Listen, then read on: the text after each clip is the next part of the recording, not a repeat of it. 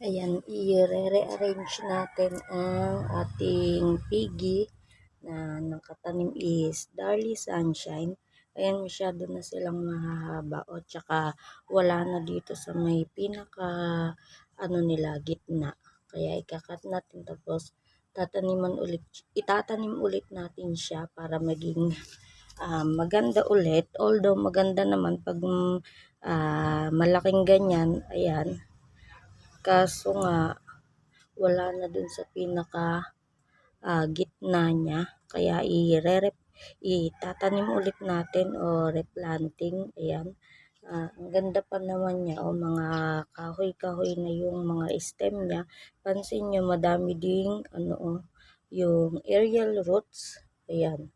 Madami din siyang aerial roots. Kaya need na natin siyang i-cut. Ayan, simulan na natin ang ating pag-cut. Ayan, cut lang na muna natin sila. Ayan. Sobrang mahahaba na nila.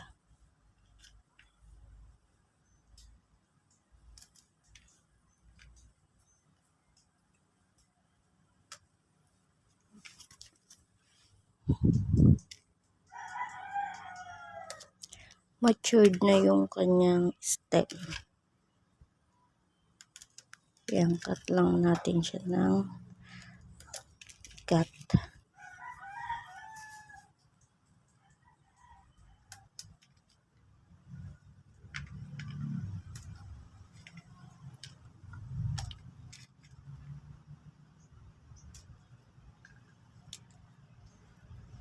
Itong ginamit kong pangkat is alcohol muna.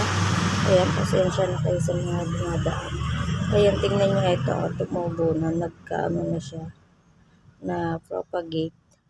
Sariling, propagate na nalaglag lang, tsaka tumubo na agad. Ayan. Alisin na natin yung mga maliliit.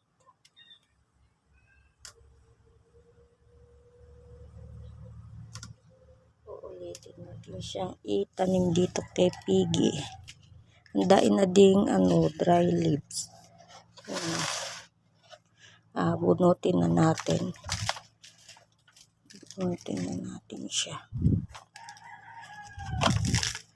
Ito, dain yung roots, dain yung aerial roots.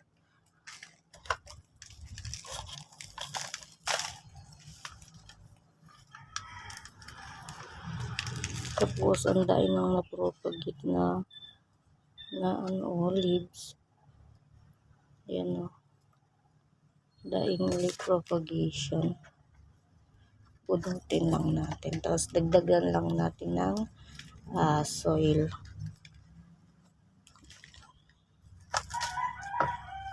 Para gumanda ulit ang ating piggy bank. Kumupas na nga yung kulay niya kasi bilad siya, naka-rain or shine siya. Itong mga Darly Sunshine is hindi naman maselan. Ayan, tapos maganda pag na-stress, nagko-color brown or chocolate brown na brown sila. Ayan, dadagdagan na lang natin to ng soil, tapos itatanim na lang ulit natin. Punasan muna natin ang ating piggy bank.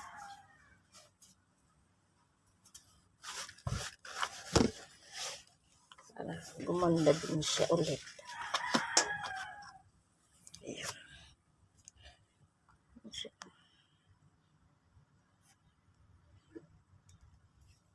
Dagdagan lang natin siya ng soil.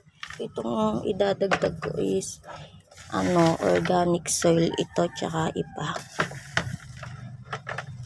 Tingnan natin kung maganda din itong organic soil tsaka ipa.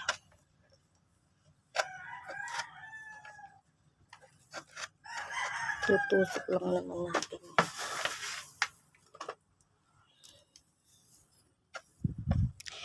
I-recommend ko itong Darly Sunshine sa mga taga lowland. Kasi madali siyang alagaan. Isa ito sa pinakamadaling alagaan na succulent at madali pa siyang propagate or padamihin. Ayan. Tapos, itutusok lang ulit natin. Tutusok lang natin yung ating kinat.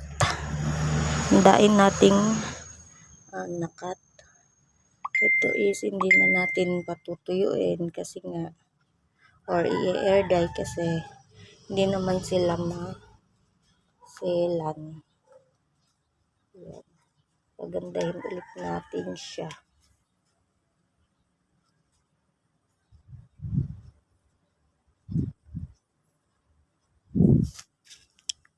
Tusok lang natin ng itusok.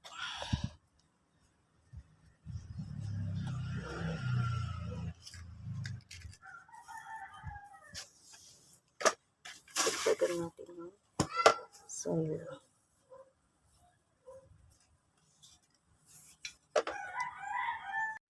Ayan, ibinaba ko. At hahaba ulit yung stem na to. Pinugot ko tinanim ko ulit siya para magandang tingnan. At may na siya, hindi na siya puno na yung pinakagitna niya kasi kanina walang nakatanim sa pinakagitna. Bilis lang lumaki ng Darly Sunshine.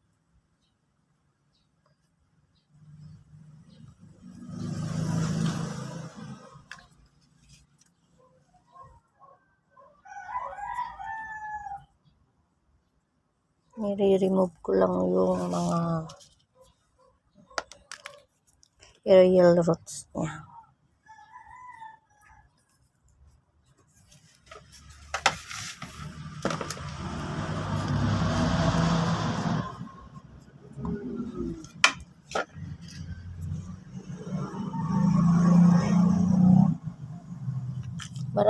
Marami din akong propagation ng Darly Sunshine. Andun mga nakasabit. Lain yung aerial roots.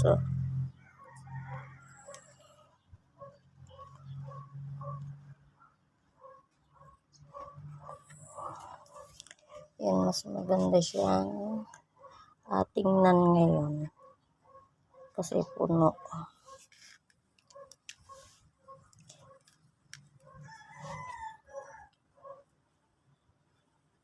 Ang tawag ng iba dito is Francisco Baldi. Francisco Baldi ang tawag sa iba na to. O yung tawag ng iba dito sa Darly Sunshine.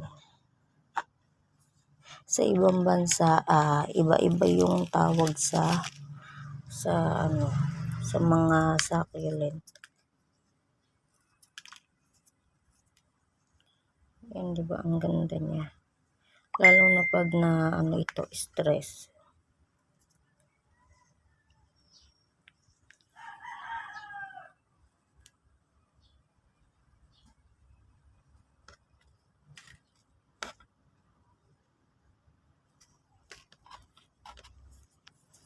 Ayan, okay na siya ulit. Maganda na siya. Ayan may mga langgam.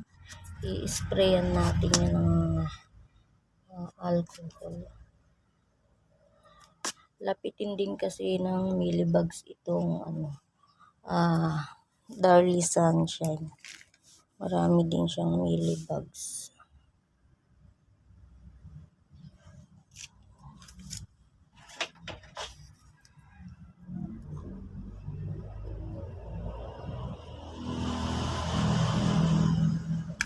Ang ganda na niyang tingnan.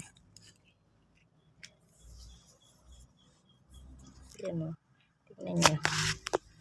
O, diba? Puno na siya. Pumupas na yung kulay niya. Yellow talaga siya. Ayan. Dahil nga nasa init. Ayan. Ayan na o. Ayan na bagong tanim na siya. Ang ganda, diba? Ang ganda ng Darlie Sunshine.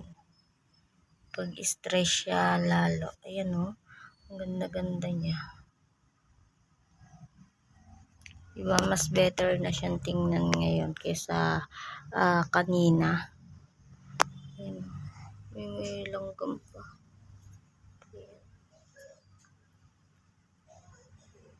Sprayan natin siya mamaya pagka inayos ko sa kanyang lagayan ulit.